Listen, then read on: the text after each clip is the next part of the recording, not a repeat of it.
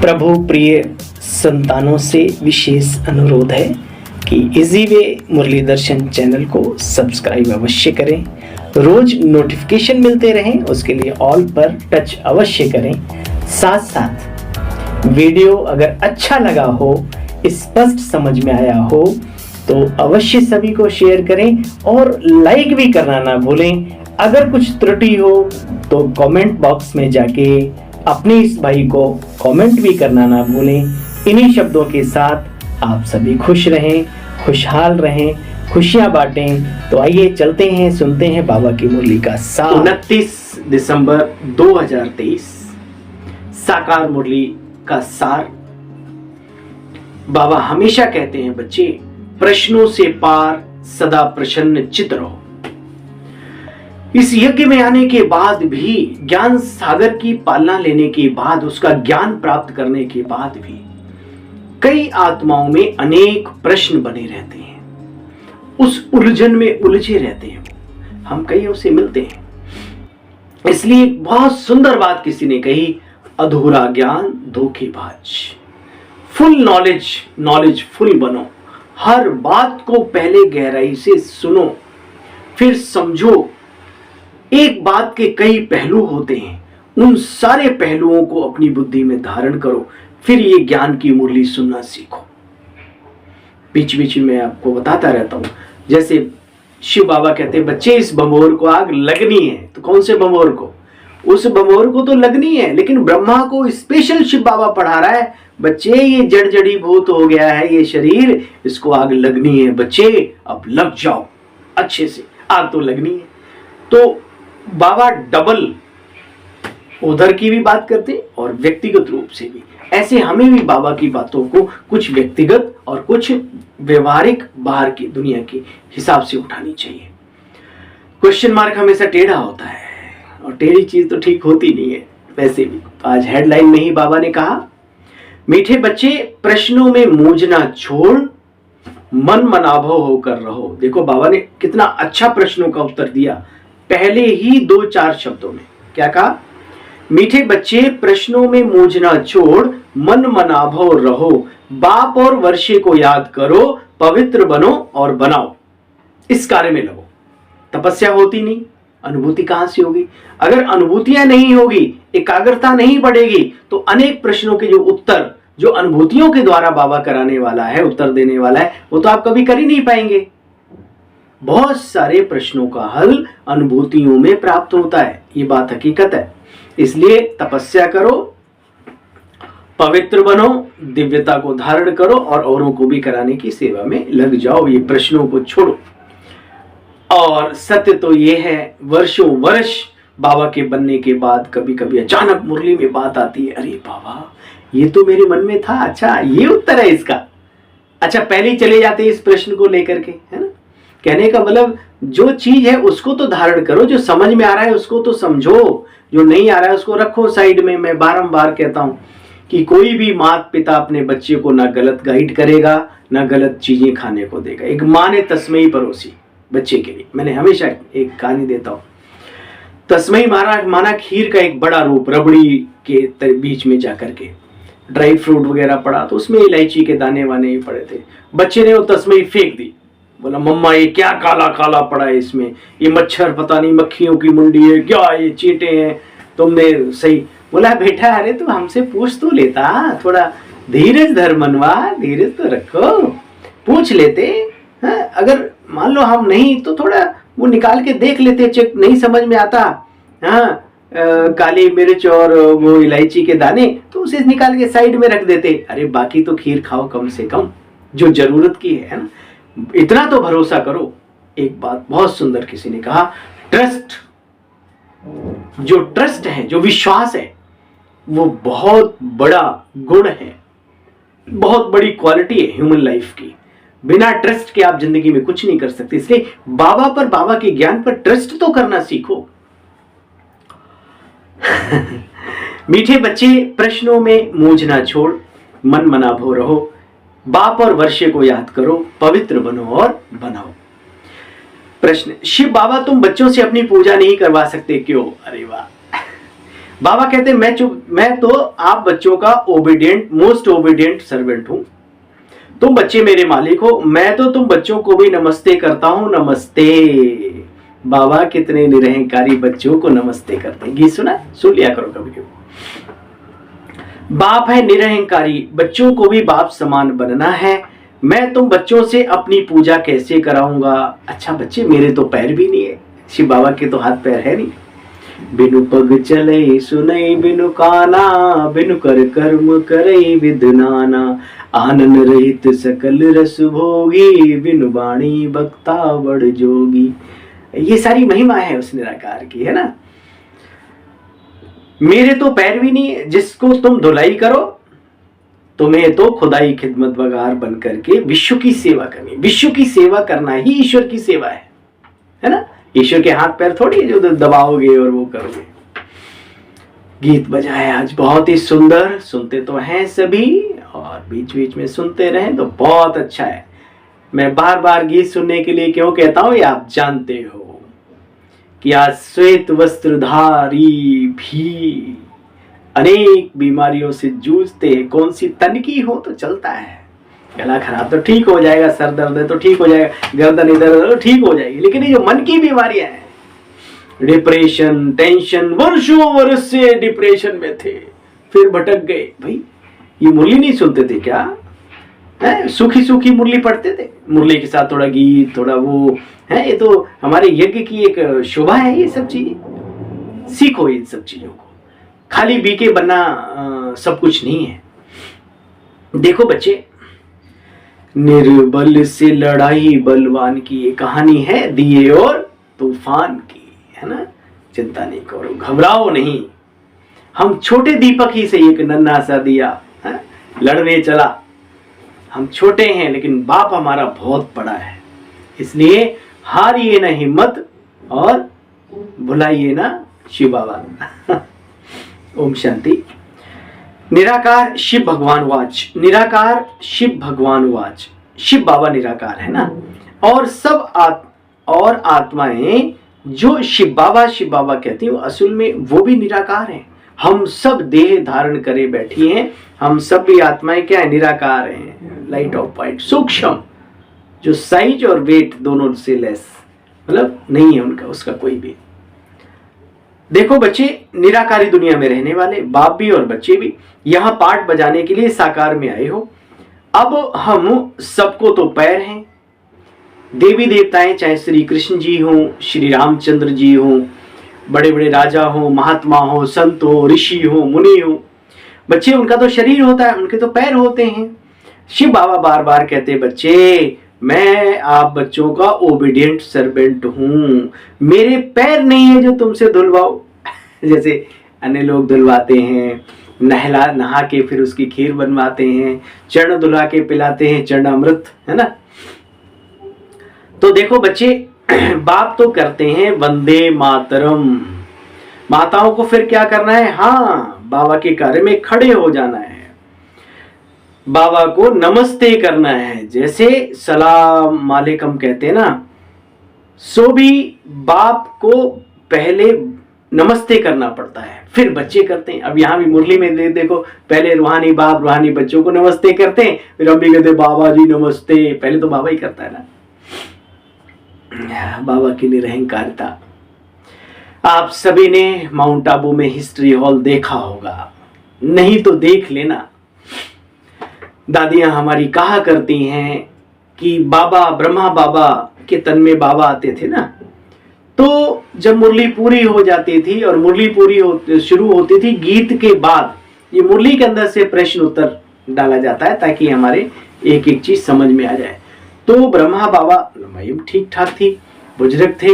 एक बुजुर्ग व्यक्ति उठता है, बाबा कभी बच्चों को क्लास में पीठ नहीं दिखाते थे, साइड में दरवाजा था, वहां जाकर के और बाबा ऐसे खड़े होकर के, जो नमस्ते है ना, जो नमस्ते की लाइन आती है, बाबा वहां ऐसे नमस्ते नमस्ते नमस्ते, वाह, दिल बाग बाग हो जाता है। वो सीन पक्का ब्रह्मा कुमार कुमारी वो जो सुनते सुनते स्मृति स्वरूप हो जाए, विजुअलाइज करना सीखे, सिर्फ कानों तक दिमाग तक ना रखे, चित्रण।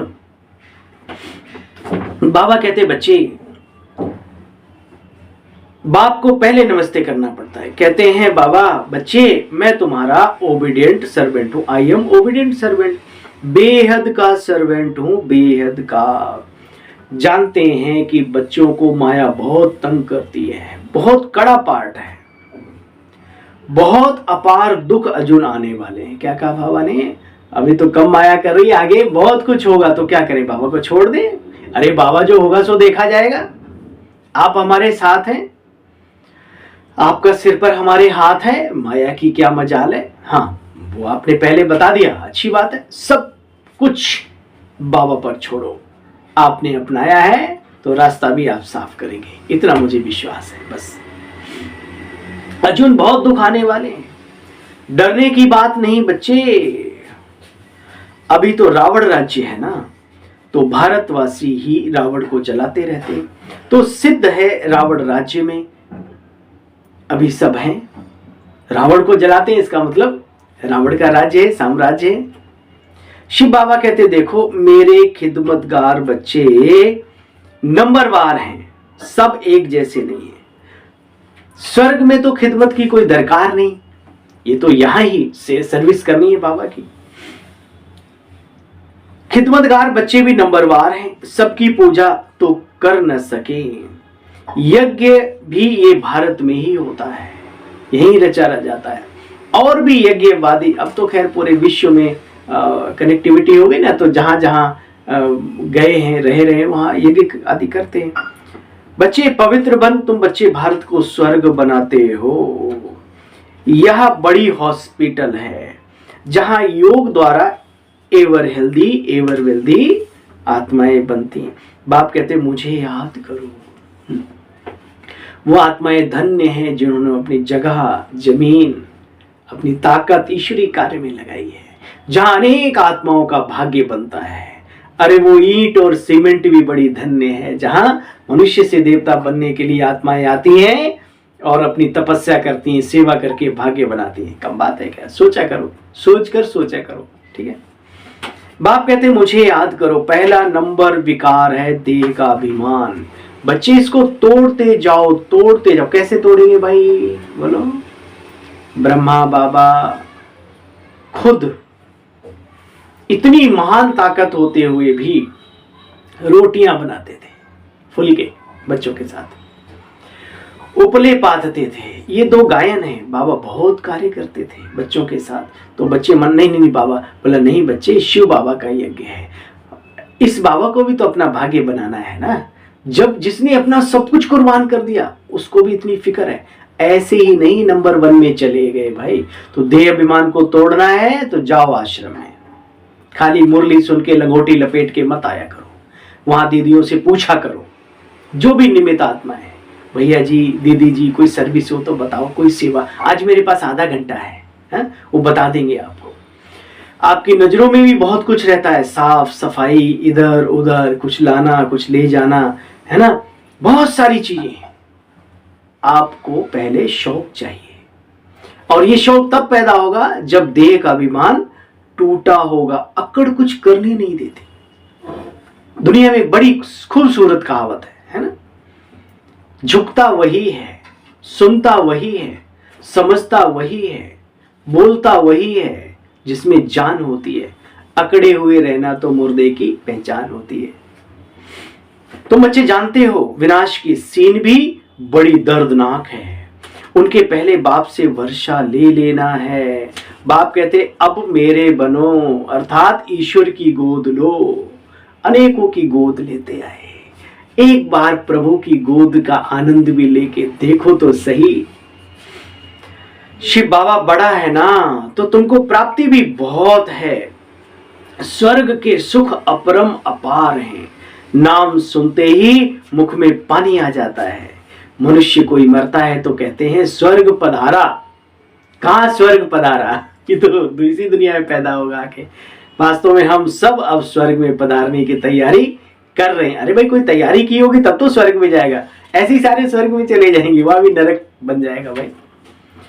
कहते हैं स्वर्ग पधारा, तो स्वर्ग कितना प्यारा लगता है। अजमेर में म्यूजियम है स्वर्ग का, क्या गजब का बना हुआ है, दिल बाग बाग हो जाता है। देखो कभी, आजकल तो यूट्यूब गूगल और इसका जमाना है, जो बोलो वही हाजिर। एक कहावत थी पुराने जमाने में, कहते थे साधु महात्मा भी अपनी जटाओं में डब्बी रखते थे, फिर उसमें से नाच गाने वाले सब निकल जाते। ये मोबाइल की कहानी है, ये इसी समय का गायन है भाई, जो बोलो तुरंत हाजिर। तो बाबा कहते बच्चे देखो मुख में पानी आ जाता है, इतना सुख है ना बच्चे। तो बाप आकर के मनुष्य से देवता अर्थात स्वर्ग के लायक तुम बच्चों को बनाते हैं। सतयुग में देवी देवताएं बच्चे पारस बुद्धि होते हैं, जो बाप ही अब बना रहे हैं। बाकी मनुष्यों को तो पारस बुद्धि बना न सके, भल खुद कोई पवित्र भी हो, फिर भी बीमार आदि तो पड़ते हैं ना। कर्मों के लेखे जोखे तो संत हो, ऋषि हो, महात्मा हो, ब्रह्मा कुमार हो, ब्रह्मा कुमारी हो, है ना, वो तो सबको पार करना है। इसलिए बाबा कहते तपस्या अच्छी करो, सेवाओं का बल जमा करो, फिर भी थोड़ा मोड़ा कुछ रह जाएगा वो बाबा पार करवा देगा। आप आत्मा को फील नहीं होगा। मैंने देखा बड़े कई लोग इतना दिन, वो बाबा ना बुद्धि की तार खींच लेता है, शरीर अपना हिसाब किताब पूरा करता रहता है, ऐसा भी है। तो बाबा कहते बच्चे स्वर्ग में कभी कोई बीमार नहीं पड़ेंगे, वहां तो अपार सुख है, अपार। इसलिए बाबा कहते बच्चे पूरा पुरुषार्थ करो, जितना जितना योग लगाएंगे तो समझेंगे कि ये तीखा दौड़ रहा है, उनके विक्रम भी विनाश होते जाएंगे। तुम बच्चे उठते बैठते चलते फिरते याद की यात्रा पर रहो, निरंतर अजपा जाप अनहद नाद, ये जो बातें ना ये सब चलती रहे, अंदर ही अंदर बाबा की याद चलती रहे। तुम बच्चे देवता बनते हो, प्रारब्ध भोगते हो, ब्राह्मण यहां बने हो, रूहानी सोशल वर्कर हो। हम क्या है, रूहानी सोशल वर्कर होंगे। दुनिया में जिस्मानी सोशल वर्कर उनकी भी जरूरत है, क्योंकि समस्याएं बहुत है ना दुनिया में, कहीं बाढ़ है, कहीं कुछ है, कहीं उनकी जरूरत है। बाबा ने कहा तुम बच्चे रूहानी सोशल वर्कर, किसी के जीवन का परिवर्तन करना, दिव्यता भरना, गंदगी से उसे निकाल लेना, बुराइयों से अच्छाई की तरफ जाना, ये सबसे बड़ी सेवा है। आप किसी को एक कंबल देंगे, 2 टाइम की रोटी देंगे, वो अच्छा कार्य है, दुनिया में बहुत अच्छा कार्य है। लेकिन अगर संस्कारों का सुधार नहीं है तो चाहे जितना भर दो उसको, वो कंगाल का कंगला ही रहेगा, फिर खड़ा हो जाएगा आके अगले दिन। इसलिए ये ईश्वरीय विश्वविद्यालय जो है ये मनुष्य के संस्कारों का परिवर्तन करता है। किस आधार पे? ज्ञान और योग के आधार पे। कई लोग आपसे प्रश्न पूछते होंगे ब्रह्मा कुमारी संस्था क्या सर्विस करती है, तो ये सर्विस करती है जो दुनिया में कोई नहीं करता। बाबा कहते बच्चे तुम्हारा काम है बाप और वर्षे से चक्र को भी याद करना चाहिए। सत्यमेव जयते, सत्य की हमेशा जय होती है, कितना भी विघ्न आए, तूफान आए, है ना। तुम बच्चे इन बातों को जानते हो। देखो बच्चे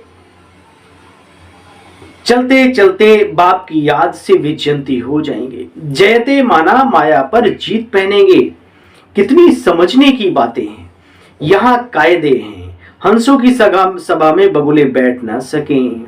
बीके जो स्वर्ग की परी बनाती उन पर बड़ी रिस्पॉन्सिबिलिटी है कि भाई ऐसे वैसे को उठा के ना ले जाओ। ले अगर कोई बहुत जरूरी कोई तो उसको समझा दो, भाई हमारे ये नियम है। कई बार होता है ना कि ऐसा सर्कमस्टांस होता है, वो सब देखना पड़ता है। लेकिन किसी लालच बस किसी ऐसे वैसों को उठा के वहां ले जाते हो, वातावरण खराब करते हैं। भाई वातावरण खराब करेंगे, इधर उधर बड़बड़ करेंगे, दृष्टिवृत्ति अच्छी नहीं होगी तो फिर वो वातावरण ही खराब हुआ ना। देखो बच्चे उन पर बड़ी रिस्पॉन्सिबिलिटी है। पहले जब कोई आते हैं उनसे हमेशा पूछो आत्मा को, और आत्मा के बाप को जानते हो? आत्मा क्या रहती है ना। पहले बाप से सगाई तो करो, ब्राह्मणों का ये धंधा है, बाप के साथ योग लगाओ तो बाप के पास चले जाएंगे। सत्य की देवी देवताएं अलग रहे बहुकाल, कितने पूरे 5000 साल बाबा से दूर रहते, फिर लास्ट में मिल जाता है। मिलेगा भी पहले उनको ही ज्ञान। श्री लक्ष्मी नारायण ने 84 जन्म पूरे किए तो उनको पहले ज्ञान मिलना चाहिए ना बच्चे। सिस्टम है, नियम है ये। मनुष्य सृष्टि का जो झाड़ है उसका पिता है ब्रह्मा, आत्मा का पिता है शिव, तो बाप और दादा हो गए, है ना। ब्रह्मा का भी बाप कौन? शिव बाबा। तो शिव बाबा हमारा क्या हो गया? दादा। और ब्रह्मा हो गया बाप, और बड़े भाई को भी दादा कहते, तो ब्रह्मा भाई बड़ा दादा हो गया, शिव बाबा हो गया आत्मा का पिता। तुम बीके हो। भगवान वाच लक्ष्मी नारायण त्रिकालदर्शी नहीं है, तुम बच्चे त्रिकालदर्शी बने हो। देखो बच्चे, मौत आया कि आया। कई समझते हैं बाबा कहते रहते हैं, मौत तो आया नहीं है ना, न जाने ओम शांति वाले वर्षों वर्ष से बोलते आ रहे, अभी तक तो मौत आया नहीं। अच्छा सुनो, आखिर एक दिन शेर आ गया। एक मिसाल है ना, उसने कहा शेर आया परंतु आया नहीं, और एक दिन आके खा भी गया। लोगों ने कहा अरे ये क्या हो गया, है ना। तो इसका अर्थ समझे, विनाश तो होना ही है। ब्रह्मा कुमारी श्री विश्वविद्यालय के विद्यार्थी नहीं, अब तो सारी दुनिया के बड़े बड़े साइंटिस्ट चिल्ला रहे हैं। इतना बड़ा सिस्टम इकट्ठा कर लिया, एक बार नहीं अनेक बार दुनिया का विध्वंस किया जा सकता है। और ये सारी चीजें यूं ही नहीं इकट्ठी हो रही हैं, वो काल देखने के लिए बहुत ताकत चाहिए, बाबा अभी से समझाता है। इसलिए बच्चे, एक दिन शेर आ ही गया, बकरियां सब खा गया। ये बातें बच्चे यहाँ की हैं। आखिर एक दिन काल खा जाएगा, बच्चे फिर क्या करेंगे? भगवान का कितना भारी यज्ञ है, परमात्मा के सिवाय इतना बड़ा यज्ञ कोई रच ना सके। ब्रह्मावंशी ब्राह्मण कहला करके पवित्र ना बना तो ये मरा। शिव बाबा से प्रतिज्ञा करनी होती है बच्चे। मीठा बाबा स्वर्ग का मालिक बनाने वाला बाबा, मैं तो आपका बच्चा हूं, अंत तक आपका ही रहूंगी, आपका ही रहूंगा। ऐसे बाबा से बात करनी पड़ती है। ऐसे बाप को अथवा साजन को बच्चे कभी फारकती यानी तलाक नहीं देनी चाहिए, छोड़ना नहीं चाहिए, नहीं तो महाराजा महारानी नहीं बन सकेंगे। भाई छोड़ दिया फिर क्या बनेंगे? हाँ, जो पुरुषार्थ किया थोड़ा बहुत उसका एवजा तो मिल जाएगा, तो पक्की बात, बाबा किसी का रखता नहीं। अच्छा, मीठे मीठे सिकिले बच्चों प्रति माता पिता बाप दादा का याद प्यार और गुड मॉर्निंग। रूहानी बाप की रूहानी बच्चों को नमस्ते। हम सब रूहानी बच्चों की रूहानी बाबा आपको भी गुड मॉर्निंग, डबल नमस्ते नमस्ते नमस्ते। चलो भाई, खुद सच्चा खुदाई खिदमतगार बन भारत को स्वर्ग बनाने में बाप को पवित्रता की मदद करनी है। रूहानी सोशल वर्कर बनना है, और ये प्योरिटी तन की, मन की, जीवन की, ये भी एक बहुत बड़ी प्राप्ति है। इस समय पर कोरोना काल आया, प्योरिटी की वैल्यू का पता लगा। हाँ, जो खान पान जिनका शुद्ध है, अच्छा है, जो स्वाभिमान में रहते हैं, उन्हें कहीं कुछ नहीं हुआ। जो अंदर से डरपोक हैं, जहां से जो मिला तो सब फिर हुआ ना, कितना हुआ, बहुत बुरा हाल। तो बाबा समय को जानता है, समय का रचयिता है। पहले ही बच्चों को ऐसे नियम संयम सिखाता है जिसमें आगे चल के कोई कष्ट ना हो। बाबा कहते बच्चे, सच्चा खुदाई खिदमतगार बनना है, भारत को स्वर्ग बनाने में पवित्रता की मदद करनी है, रूहानी सोशल वर्कर बनना है। किसी भी प्रकार के प्रश्नों में मूंझ कर पढ़ाई नहीं छोड़नी है। प्रश्न आना एक स्वाभाविक क्रिया है। हम कोई बुद्धू तो है नहीं, पत्थर के तो है नहीं, तो प्रश्न तो पैदा होंगे क्योंकि न्यू नॉलेज है। लेकिन उनको प्रश्नों में उलझ कर पढ़ाई छोड़ देना, बाबा का हाथ छोड़ देना, ये अच्छी बात नहीं। मैं वायदा करता हूं एक न एक दिन आपके प्रश्नों का उत्तर बाबा स्वयं मुरली में दे देगा, लेकिन आप चलते तो चलो। प्रश्नों को छोड़ बाप और वर्षे को याद करना है। वरदान है आज का, हदों से पार रहे सबको अपनेपन की महसूसता कराने वाले अनुभवी मूर्त भव सभी अपने हैं। ज्ञानी हो चाहे बाहर के भाई बहन हो, सभी तो अपने हैं ना। एक कहावत है, किसी को कुछ दे नहीं सकते, मीठा बोल तो सकते हो, ओम शांति तो कर सकते हो नहीं। हदों से पार रहे सबको अपनेपन की महसूसता कराने वाले अनुभवी मूर्त भव। जैसे हर एक के मन से निकलता है मेरा बाबा, निकलता है ना, क्योंकि बाबा बेहद का है। ऐसे सभी के मन से निकले ये मेरा है। बेहद का भाई है, बेहद की बहन है, दीदी है, दादी है, सबकी हैं, सबका ख्याल रखते हैं। कहाँ भी रहते हो लेकिन बेहद सेवा के निमित्त हो। हदों से पार रहकर बेहद की भावना, बेहद की श्रेष्ठ कामना रखना, यही फॉलो फादर करना। अभी इसका प्रैक्टिकल बच्चे अनुभव करो और दूसरों को भी कराओ। समय की जरूरत है, पुकार है समय की। वैसे भी अनुभवी बुजुर्ग को पिताजी काका जी कहते हैं। ऐसे बेहद के अनुभवी अर्थात सबको अपनापन महसूस हो।